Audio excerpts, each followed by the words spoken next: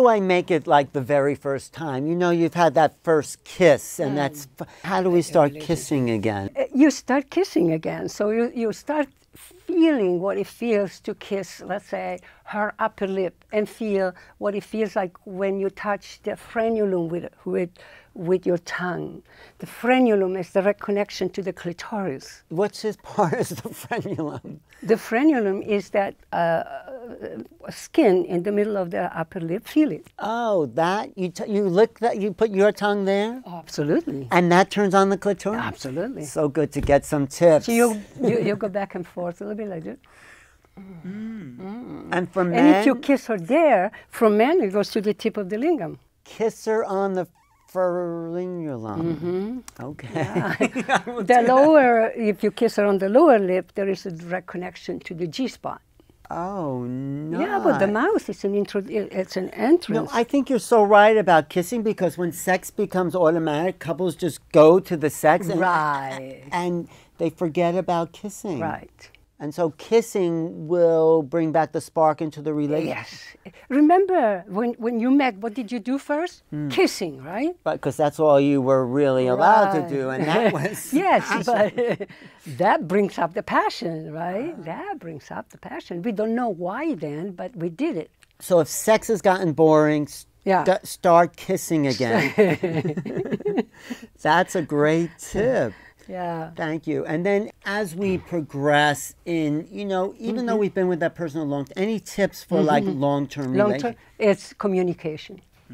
We need to communicate. So if I'm angry, right, and I don't say it because I want to avoid uproar or something, right, I am not available to go deep with you in my tantra because I have a wall. I don't want to stir up anything, so I'm going to avoid sex. So clear communication. Clear, honest communication. One more thing on this topic. What's good sex? Well, good sex is sex that takes in consideration the woman first, not a man, for instance, who ejaculates 10 minutes into lovemaking. That's not good sex.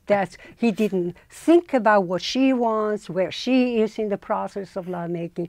He just got rid of his tension. And that's it. That's not good sex. Right. A good sex starts when you take time, a lot of time, actually. You can take time. First, we say, after looking into each other's eyes and communicating, then you start the communication with the touch. And one of you receives the touch, and the other one is giving it. Don't do it together, because then you don't pay fully attention to the giver, to the receiver. The man gives to the woman first.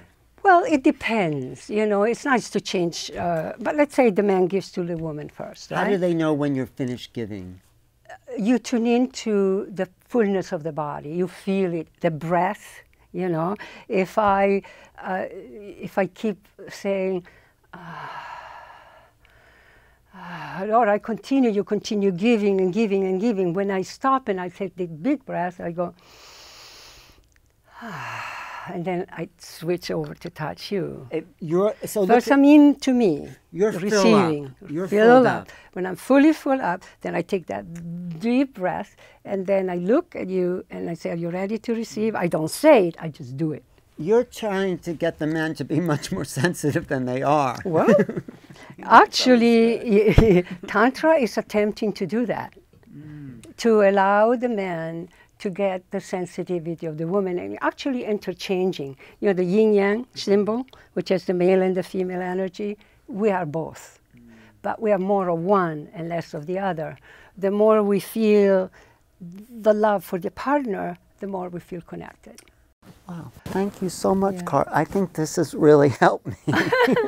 So glad. We're going to have more videos with Carla, so stay tuned.